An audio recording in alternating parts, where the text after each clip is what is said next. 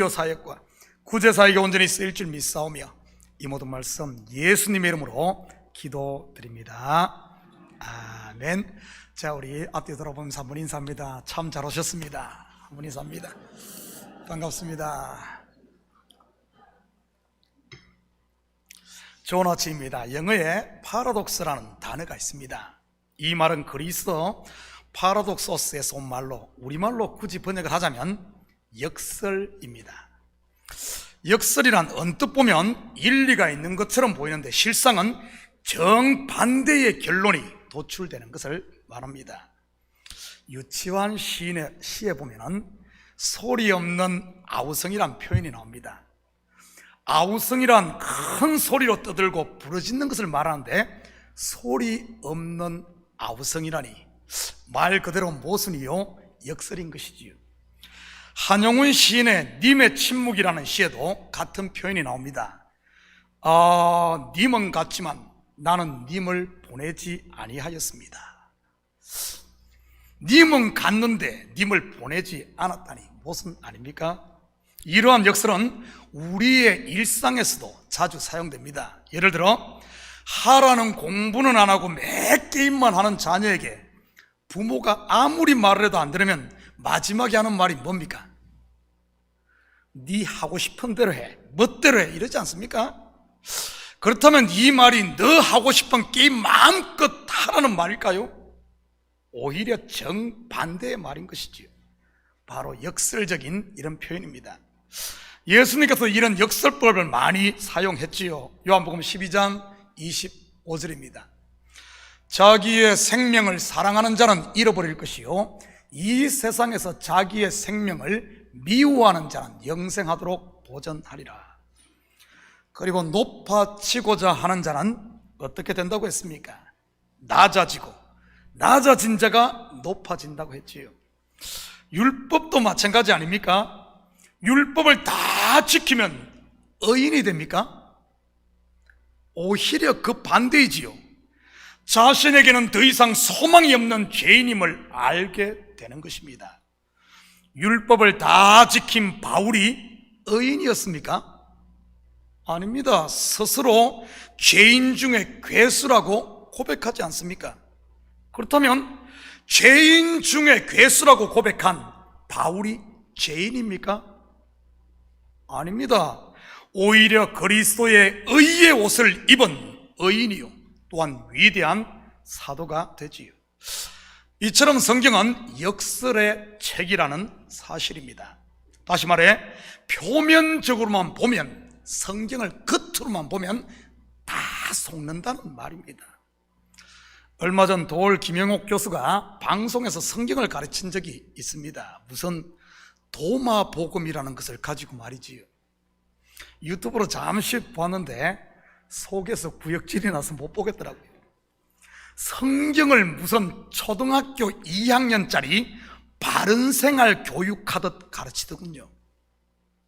성경을 겉의 것으로밖에 보지 못하니 그럴 수밖에 없는 것이지.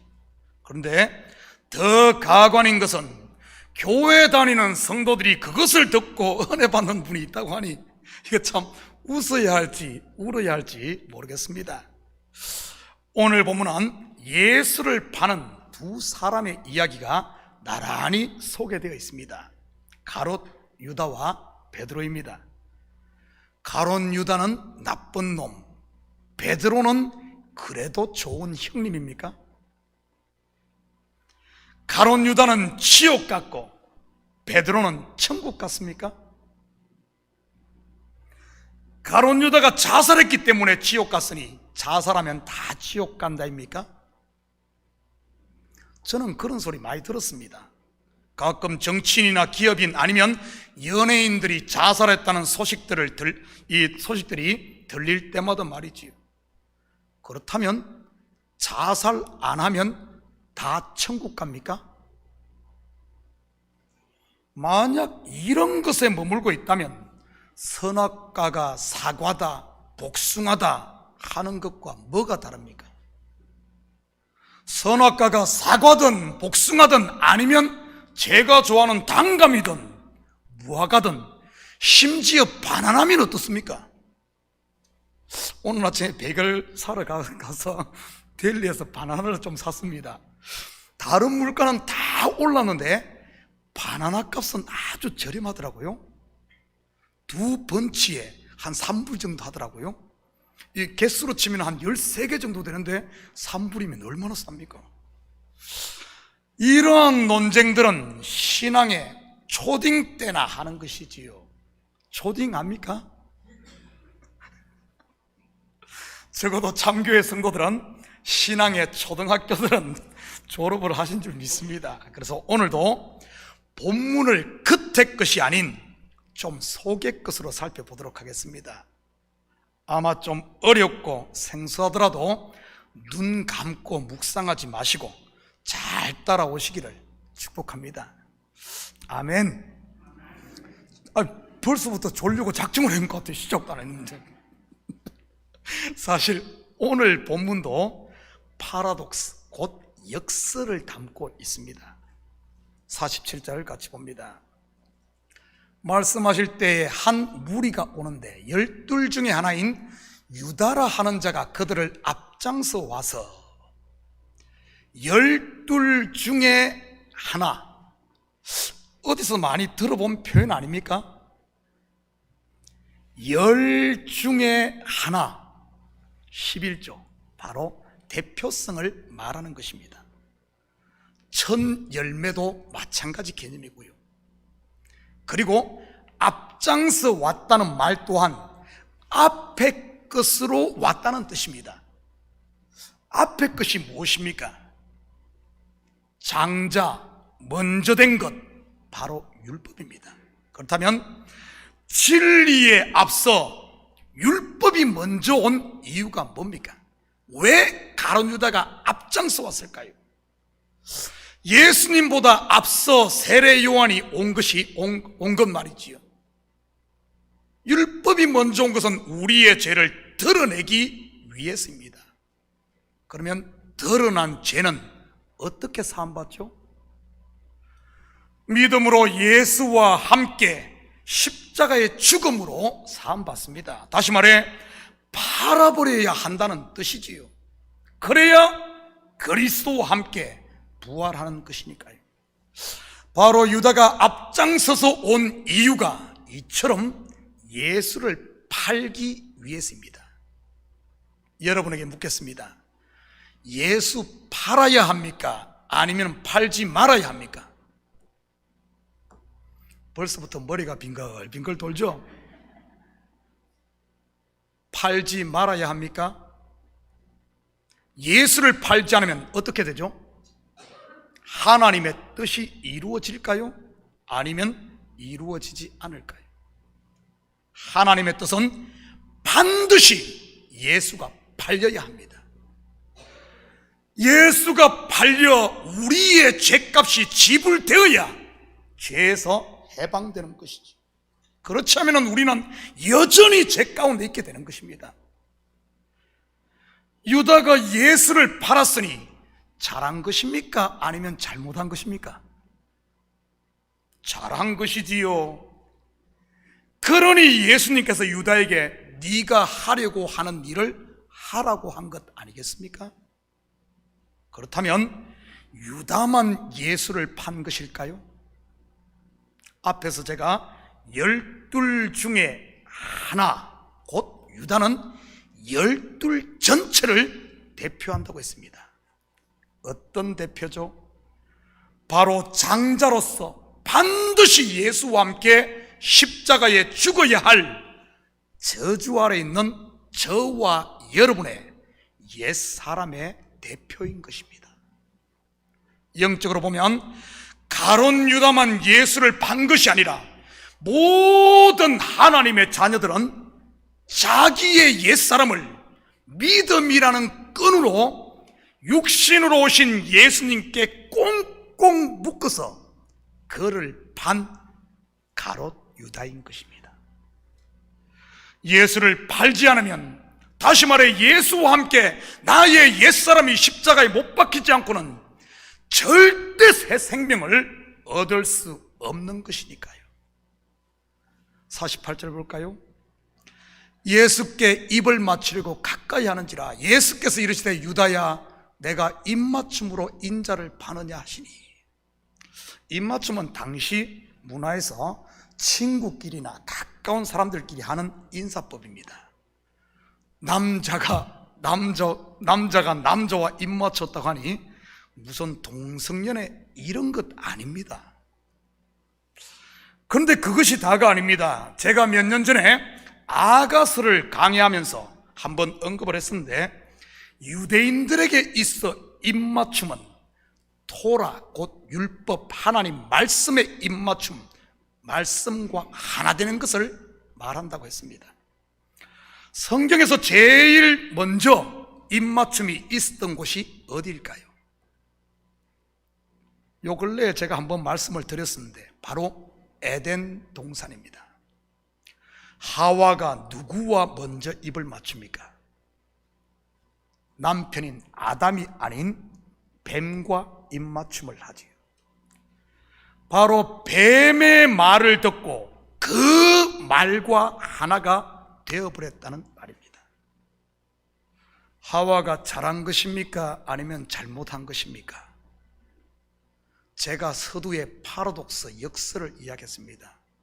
성경을 겉으로만 보면 당장 불살라 버릴 일이요 이혼감이지요. 그런데 성경을 속으로 보면 정반대라는 것 아십니까? 하와가 뱀과 입맞추고 선악과를 먹지 않았다면 어떻게 되었을까요? 평생 빨가벗고 살지 않았겠습니까?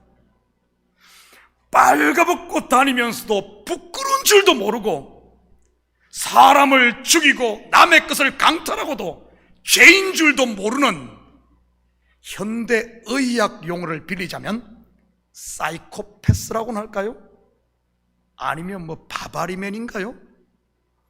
아무튼 만약 여기에 이런 분이 계시다면, 여기 있다면 얼마나 공포스럽겠습니까?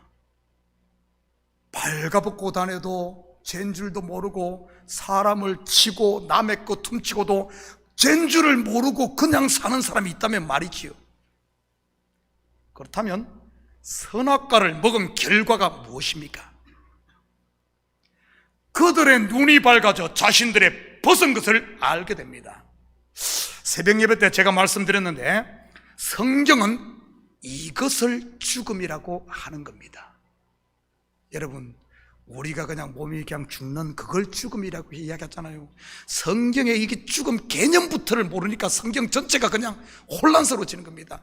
성경의 죽음은 선악과를 따먹고 율법이 와서 내가 벗었구나, 내가 먼지구나, 내가 죄인이구나, 나에게는 소망이 없구나, 이것을 발견하는 그것을 죽음이라고 하는 것입니다. 눈이 밝아져 자기의 벗었음을 알게 되는 것 말이지요. 여러분, 성경에서 그래서 죽음은 복된 겁니다. 성경에서 죽음은 구원의 첫 단추예요. 첫 단추. 구원의 시작되었음을 말하는 겁니다. 이것보다 더 복된 게 어디 있습니까? 구원에 벌써 들어왔는데 그들이 죽자, 선악과를 따먹고 죽자 어떤 일이 일어납니까? 그들에게 저주가 선포되고 그 저주로 인해 어린 양이 대신 죽고 그들에게는 가죽 옷이 주어집니다. 벌거벗은 것이 가죽 옷으로 가려진 것을 영생이라고 하는 것이지요. 지금 저와 여러분이 입고 있는 그리스도의 의의 옷이 바로 아담과 하와가 입었던 가죽 옷인 것입니다. 가론 유다의 입맞춤도, 하와가 뱀과 입맞춤으로 선악과를 먹었던 것도 구원의 원리를 보여주는 하나의 부교제였던 것입니다. 이건 모르면은 가론 유다는 나쁜 놈, 아이고 우리 곧 교회도 보니까 가론 유다 비슷한 사람들이 많네, 저 인간은 죄인, 나는 의인, 이렇게 되면서 엉뚱한 대로 헤매는 거예요. 엉뚱한 대로.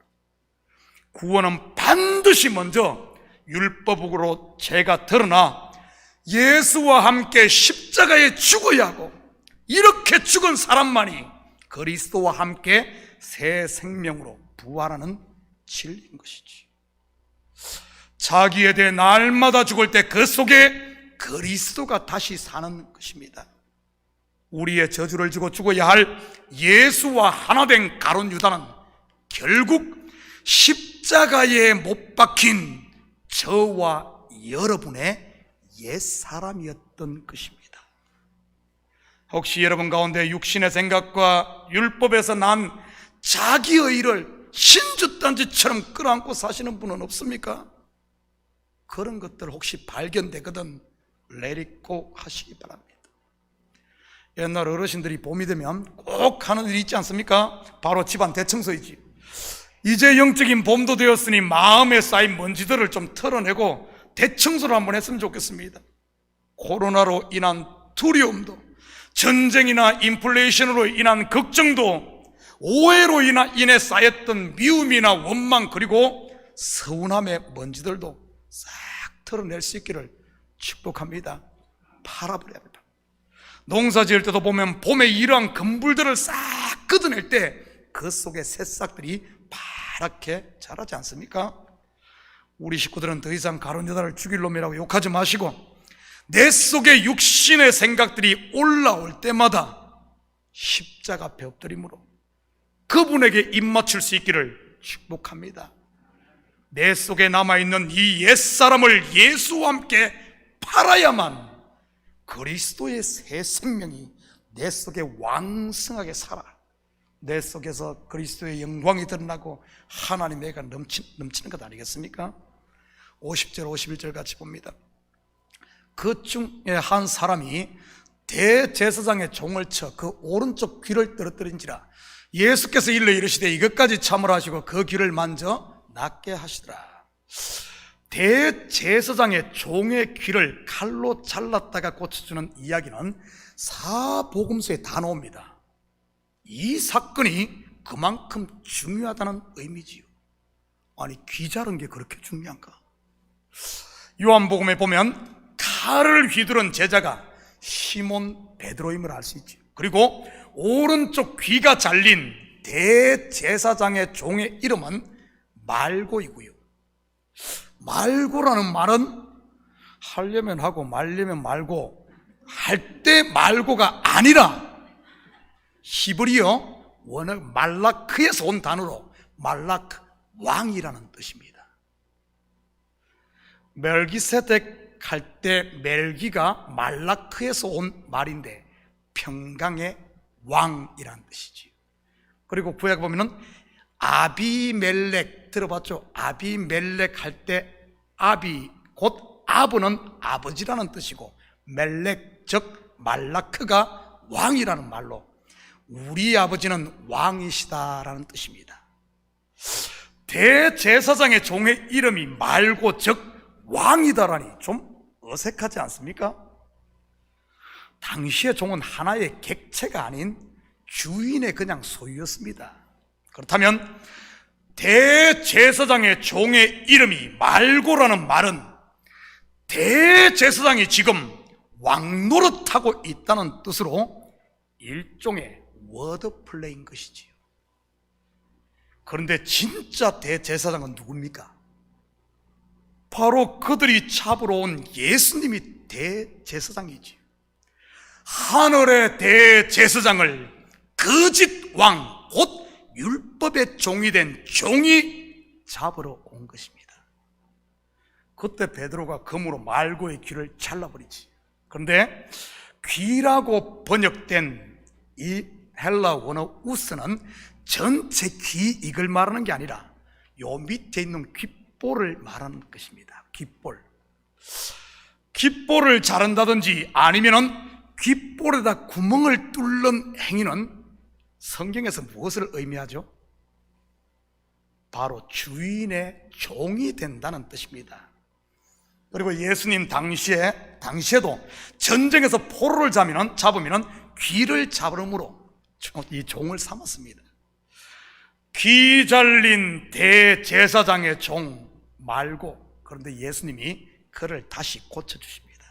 무슨 뜻일까요? 율법에 팔려 종로로 타던 하나님의 백성들을 도로 찾아 자기 것 삼겠다는 뜻 아니겠습니까? 또한 이것은 율법의 종이면서 스스로 왕노로 타고 있었던 저와 여러분을 할례시켜 하나님의 것 곧 신부 삼겠다는 뜻입니다. 지금 저와 여러분의 귀가 할례를 받았기에 이 시간 여기에 앉아서 복음이 들리는 것 아니겠습니까? 자기를 잡으러 온 말고의 귀를 자름으로 귀를 들을 귀를 주시고 자기의 몸된 교회를 박해하고 깨겠다고 하는 이 사울의 눈에 비늘을 벗겨내 볼 수 있게 해주시지 않습니까? 바로 다메섹 도상에서 말이지. 히브리인 중에 히브리인이요 율법에 이루는 흠이 없는 스스로 왕이 된 사울이라 불리는 바울을 말이지. 실상은 그 또한 율법의 종이었던 것입니다. 오늘 본문의 대제사장의 종 말고가 바로 사울이었던 것이지. 귀가 있어도 듣지 못하고 눈이 있어도 보지 못하던 눈과 귀가 할례를 받아 이제는 듣게 되고 보게 된 기적이 어찌 성경에 나오는 그들만의 이야기겠습니까? 오늘 이 자리에 함께 예배하는 저와 여러분의 이야기인 줄 믿습니다. 54절 55절입니다.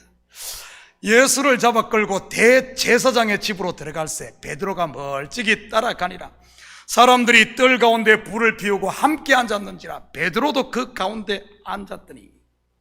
그런데 베드로가 예수님을 3번 부인하는 이 장면을 눈여겨보면 그 부인하는 장소가 조금씩 이동하는 것을 볼 수가 있습니다. 첫 번째 부인한 장소가 오늘 본문에는 뜰 가운데로 나와 있습니다. 평행구절인 마태복음 26장 26절을 봅니다. 베드로가 바깥뜰에 앉았더니, 오늘 본문에는 뜰 가운데라고 했는데 마태복음에서는 바깥뜰이라고 했는데, 바깥뜰에 앉았더니 한 여종이 나와 이르되 너도 갈릴리 사람 예수와 함께 있었다 하거늘. 자, 그런데 마가복음에서는 이 바깥뜰을 아랫뜰로 이렇게 표현을 합니다. 바로 첫 번째 예수님을 부인했던 곳이 분명한 사실은 뜰이었음을 알 수가 있지요. 바깥뜰이든 아랫뜰이든 뜰 가운데든 아무튼 뜰입니다. 한 여종 앞에서 말입니다. 두 번째 예수님을 부인한 장소를 볼까요? 마태복음 26장 71절입니다. 앞문까지 나아가니 다른 여종이 그를 보고 거기 있는 사람들에게 말하되 이 사람은 나사렛 예수와 함께 있었다 하매, 이번에는 바깥뜰이 아니라 앞문까지 나아갔습니다. 우리가 상식적으로 생각을 해도 자기의 실체가 들통난 곳에 계속 있을 수는 없었겠지요. 마가복음에서는 이 두 번째 부인한 곳을 안뜰이라고 기록하고 있습니다. 그에 비해 오늘 본문을 기록한 누가는 장소 대신 조금 후라는 시간적 흐름을 통해 표현하고 있습니다. 그리고 마지막 세 번째 예수님을 부인한 그에 대해 오늘 본문은 1시간쯤 있다가라는 표현을 통해 또 다른 이동이 있었음을 암시하고 있지요. 여러분, 대제사장의 집은 성전을 모형하고 있습니다. 성전의 뜰에 있던 베드로가 성소로 그리고 지성소로 들어갔다는 말입니다. 베드로의 3일길 말이지요. 예수님께로 가까이 가면 가까이 갈수록 어떻게 된다는 말입니까? 자기의 욕망을 위해 왕으로 삼으려고 했던 육신의 예수를 부인한다는 말이지요. 그것도 더 강하게 말입니다. 본문에서 첫 번째 부인한 베드로의 말이 무엇입니까? 이 여자여 내가 그를 알지 못한다. 두 번째 부인한 말은요, 이 사람아 나는 아니야. 세 번째는요, 나는 네가 하는 말을 도저히 뭔 소린지 알아듣지 못하겠어. 우리가 가진 성경이 번역본이다 보니 이 좀 실감이 안 나는데 점점 강도가 세지는 것을 보게 됩니다. 마태복음에서는 세 번째 부인함에 대해 그가 저주하며 맹세하여 이렇게 기록하고 있지요. 이것은 무엇을 말하는 것일까요? 예수님을 부인했다는 말이 진리 되시는 그리스도를 부인했다는 말일까요? 아닙니다. 자기가 추구했던 욕망의 예수, 자기가 만들었던 금송아지 예수, 곧 결국 자기를 부인했다는 이런 말입니다. 지성소로 가까이 가면 가까이 갈수록 육신적인 율법 신앙을 버린다는 이런 말이지요. 그러면서 진리의 눈이 열려 은혜와 평강을 누린다는 이런 말입니다. 이 3일길의 신앙 여정 중 여러분은 지금 어디쯤 와 있습니까? 애굽과 광야 그리고 가나안, 성전의 뜰과 성소 그리고 지성소 중에 말이지요. 첫째 하늘, 둘째 하늘, 셋째 하늘 중에 어디쯤 와 있습니까? 어디쯤 가고 있을까? 이런 노래 있죠. 참 그런 거 보면은 참 세상 노래도 보면은 영적인 연계가 있는지 모르겠어요. 성도라면 누구나 자기를 부인하며 살고 있을 것이 틀림없습니다. 누구나 할 것 없이. 그러기에 봄비가 내리는 오늘 포근한 오늘날 같은 날씨에 영등교를 걷지 않고 이 예배 자리에 온 것 아니겠습니까? 따뜻한 아랫목에서 빈대떡 부쳐 먹지 않고 여기에 온 거 말이지요. 멀찍이서 어설프게 부인하면 부인할수록 어떤 일이 일어난 줄 압니까? 어설프게 저 멀리서 그러고 있으면 여종이 쫓아와 계속 괴롭힙니다. 남편이라는 여종이 와서 내 신경 건드리고, 물질이라는 여종이 와서 내 마음을 흔들어 놓고, 건강이라는 여종이 와서 내 마음을 두렵게 하고 말이지요. 여기 가도 여종, 저기 가도 여종, 괴롭히는 여종만 있는 겁니다. 어설프게 자기가 부인되면, 어설프게 신앙생활하면 그런 거예요. 그런데 이러한 여종으로 인해 베드로가 어디로 향하게 되는 줄 압니까? 이런 문제들, 어려움들, 환난들 이런 걸 통해서 성도는 어디로 향하는 줄 압니까? 바로 안뜰로 예수님께로 가까이 향하게 되는 것이지. 지성소로 말입니다. 바로 겉의 것에서 속의 것으로, 율법에서 진리로, 그리고 땅에서 하늘로 말입니다. 성도에게 있어 고난은 그래서 유익한 거예요. 그래서 유익한 겁니다. 그러고는 결국 잠시 있다 없어질 세상 것들을 배설물처럼 버리고 참된 자유와 안식이 있는 주님 품에 안기게 되는 것이지. 사실은 베드로의 세 번째 부인이나 가룟 유다의 입맞춤으로 예수를 파는 내용은 같은 이야기를 다른 그림으로 보여주는 겁니다. 가룟 유다 또한 이 베드로의 3일길을 걷지 않았습니까? 첫 번째, 예수님으로부터 경고를 먼저 받았을 때. 두 번째, 가룟 유다가 예수님과 함께 손에 뭡니까? 그 떡반죽 거기 떡에 그릇에 함께 손을 넣었을 때. 그리고 마지막이 예수님과 입맞출 때 말이지요. 61절, 62절입니다. 주께서 돌이켜 베드로를 보시니 베드로가 주의 말씀 곧 오늘 닭 울기 전에 내가 3번 나를 부인하리라 하심이 생각나서 밖에 나가서 심히 통곡하니라. 여러분은 이것을 읽을 때 좀 이상하지 않습니까? 예수님께서 베드로에게 네가 3번 나를 부인할 것을 대해서 이야기할 때가 언제였습니까? 일주일 전입니까? 한 달 전이에요? 불과 몇 시간 전입니다. 그것도 흘러가는 말로 한 것이 아니라 아주 분명하게 말하고 베드로 또한 거기에 확신적으로 화답을 했지요. 마태복음 26장 34절 35절입니다.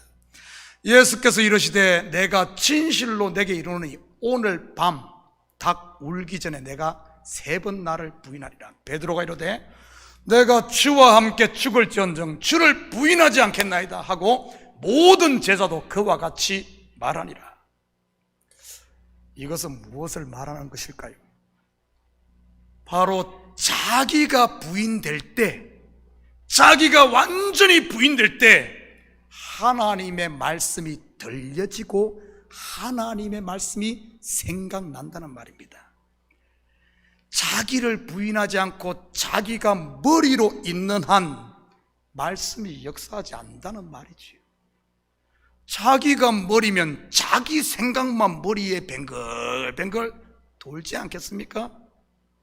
마찬가지로 내가 죽을 때 그리스도가 내 속에 살고, 내가 부인될 때 내 속에 성령이 충만하게 채워진다는 말이지. 그런데 예수님의 말씀이 생각나자 베드로가 어떻게 합니까? 바로 통곡합니다.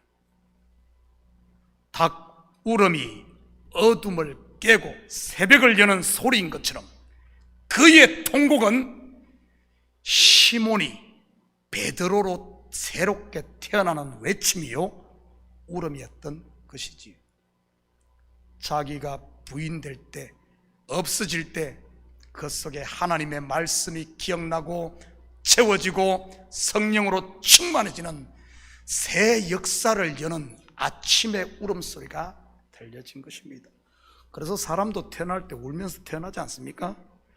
사랑하는 성도 여러분, 지금까지 살펴본 입맞춤으로 예수를 판 가롯 유다도, 귀가 잘리고 고침받은 대제사장의 종 말고도, 그리고 자기의 스승을 3번씩이나 부인한 베드로도 사실은 내 속에 있는 옛사람 나라는 사실을 잊지 마시기 바랍니다.